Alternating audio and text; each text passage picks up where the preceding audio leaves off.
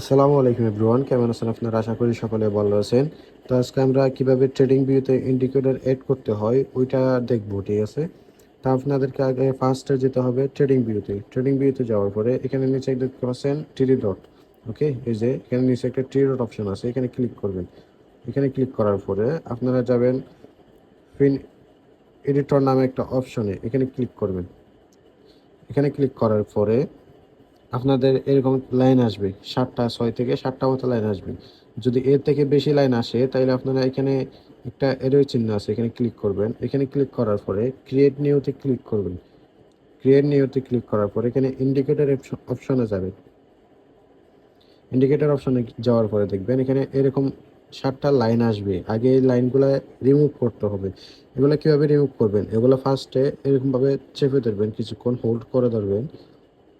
এই যে এখন একটু হোল্ড করে ধরবেন, হোল্ড করে দেওয়ার পরে কাট করে দিবেন। ওকে, একটু হোল্ড করে ধরবেন কয়েক সেকেন্ড, এরপরে কাট করে দিবেন।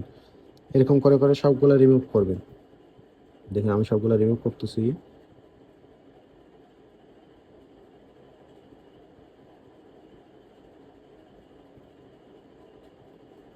কাট করার পরে এখন আমাদের ইন্ডিকেটরটা কপি করতে হবে। আমরা আমাদের গ্রুপে যাব, এই ইন্ডিকেটরটা কপি করব। এখানে ঢুকবো,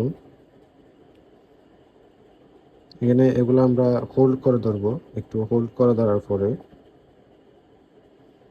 সিলেক্ট অল করব। সিলেক্ট অল করার পরে দেখেন এখানে কপি অপশন আসছে, কপি করে নিব। ওকে, কপি করে নেওয়ার পরে এখন আমরা যাব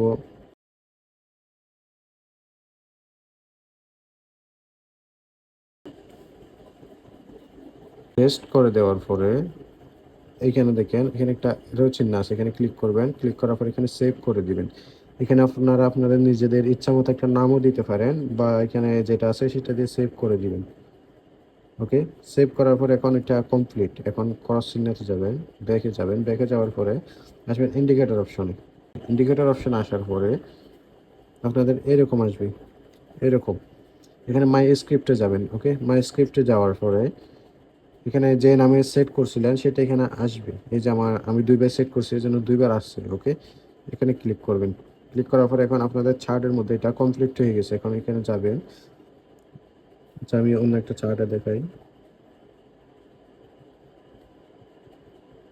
দেখেন এখন এটা এখানে চলে আসছে, ইন্ডিকেটরটা এখানে চলে আসছে। এটা এখানে উপরে দেখাবে, এই যে এটা এখানে সেটিংস আছে কিছু। এখান থেকে যদি আপনারা এটা অফ করে দেন তাহলে এটা অফ হয়ে যাবে, আর যদি অন করে দেন তাহলে অন হয়ে যাবে। এরপর আপনারা সেটিংসে যাবেন। সেটিংসে যাওয়ার পরে এখানে দেখবেন যে এখানে আপনাদের কোনো কিছু অফ আছে কিনা।